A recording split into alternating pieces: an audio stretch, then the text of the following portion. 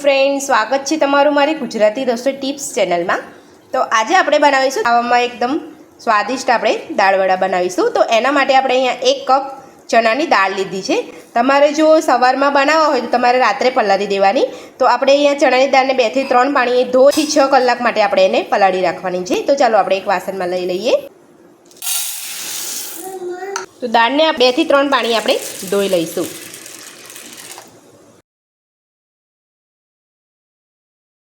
દાળને અહીંયા આપણે 2 થી 3 પાણીએ ધોઈ લીધી છે। હવે આપણે એની અંદર 2 ગ્લાસ જેટલું પાણી નાખીને આપણે એને 5 થી 6 કલાક માટે ઢાંકી દઈશું। હવે આપણે એને ઢાંકીને રહેવા દઈશું। તો 5 થી 6 કલાક થઈ ગયા છે। તો હવે આપણે દાળને ચેક કરી લઈશું। તમે જોઈ શકો છો દાળ આપણી એકદમ સરસ પલળી ગઈ છે અને દાળનો આપણે દાણો દબાવીએ તો એકદમ સરસ તૂટી જાય છે। તો દાળમાં રહેલું બધું જ પાણી આપણે કાઢી લઈશું। તો દાળમાં રહેલું બધું જ પાણી આપણે કાઢી લીધું છે। તો હવે આપણે એમાંથી 1 ચમચી દાળ આપણે કાઢી લઈશું। આપણે અહીંયા એક મિક્સર જાર લઈશું, એની અંદર આપણે દાળને પીસી લઈશું। જોઈ શકો છો મેં સામટી દાળ અંદર મિક્સર જારમાં નથી લીધી, આપણે બંને દાળને અડધી અડધી પીસવાની છે। અડધી અડધી પીસીશ તો આપણે એક સરસ પીસાઈ જશે જલ્દી, અને દાણા પણ આપણે આખા નહીં રહે, અને આપણે એકદમ પેસ્ટ નથી બનાવવાની, આપણે દરદરું પીસવાનું છે। તો હવે આપણે એમાં તીખાશ માટે 2 લીલા મરચાં લીધા છે, અને આપણે 1 ઇંચ આદુનો ટુકડો લીધો છે, એ આપણે અંદર મિક્સ કરી દઈશું। તો આદુ મરચાં અને દાળની અંદર આપણે મિક્સ કરી લીધા છે। આપણે ઉપરથી ફક્ત 2 ચમચી જેટલું પાણી નાખીશું અને બધું જ આપણે સરસ પીસી લઈશું। તો દાળને આપણે પીસી લીધી છે। તો તમે જોઈ શકો છો આપણી દાળ સરસ પીસાઈ ગઈ છે। દરેલી દાળને આપણે અહીંયા વાસણમાં કાઢી લઈશું, અને જે આપણે બાકીની દાળ છે આપણે આ જ રીતે આપણે પીસી લઈશું। જો તમારે બરાબર ના પીસાતી હોય તો તમે થોડું પાણી નાખીને ફરી પીસી શકો છો। તો આપણે અહીંયા બધી જ દાળને પીસી લીધી છે। તો આપણે જે 1 ચમચી દાળ રાખી હતી આપણે લઈ લઈશું। હવે આપણે અહીંયા 2 ચપટી હળદર નાખીશું। તો હવે આપણે નાખીશું અડધી ચમચી જીરું।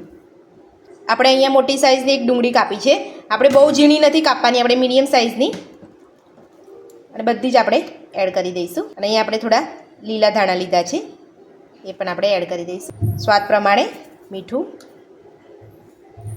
1 ચમચી આપણે ખાંડ નાખીશું, 2 ચપટી જેટલો આપણે ગરમ મસાલો નાખીશું। આપણે અહીંયા અડધું લીંબુ લીધું છે, અડધા લીંબાનો આપણે રસ નાખીશું। આ રીતે તમે એકવાર ઘરે જરૂરથી બનાવજો, બધાને ખૂબ જ ભાવશે અને સ્વાદમાં એકદમ સુપર ટેસ્ટી બનતા હોય છે દાળવડા। તો મારી આ રીતથી તમે એકવાર ઘરે જરૂરથી ટ્રાય કરજો। હવે આપણે બધું મિક્સ કરી લઈશું।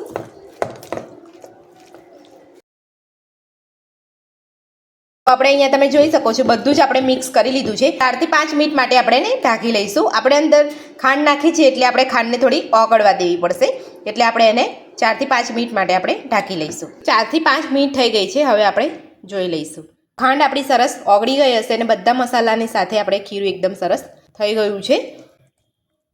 તો આપણે અહીંયા તેલ મૂક્યું છે, તેલ આપણું ગરમ થઈ ગયું છે। તો સૌથી પહેલાં આપણે એમાં લીલા મરચાં તળી લઈશું। આપણે અહીંયા મોરા લીધા છે, તમે જે પેલા જાડા અને જાડાવાળા આવે એ પણ તમે લઈ શકો છો, ને ભજીયાની સાથે મરચાં ખાવાની ખૂબ જ મજા આવે। સૌથી પહેલાં આપણે મરચાંને તળી લઈશું। મરચાં જ્યારે આપણે તળીએ ત્યારે એને વચ્ચેથી આપણે ચીરો કરી લેવાનો છે। તો આપણા મરચાં અહીંયા તળાઈ ગયા છે, હવે આપણે મરચાંને કાઢી લઈશું।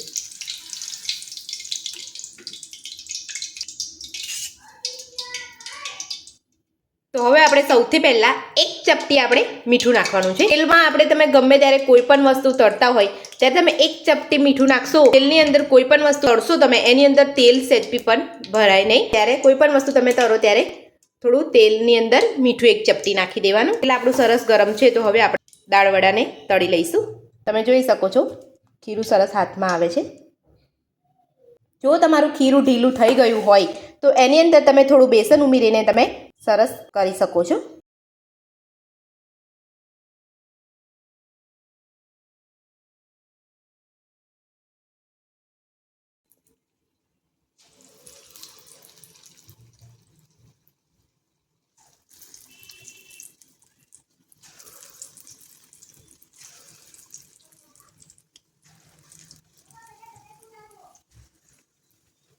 દાળવડાને આપણે ધીમા તાપે થવા દઈશું. આપણે ફૂલ ગેસ નથી રાખવાનો. તો હવે આપણે દાળવડાને પલટાવી લઈશું.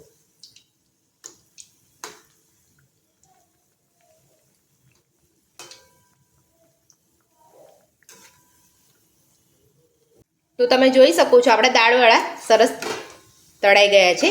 હવે આપણે દાળવડાને કાઢી લઈશું અને આ જ રીતે આપણે બધા જ દાળવડાને તળી લઈશું.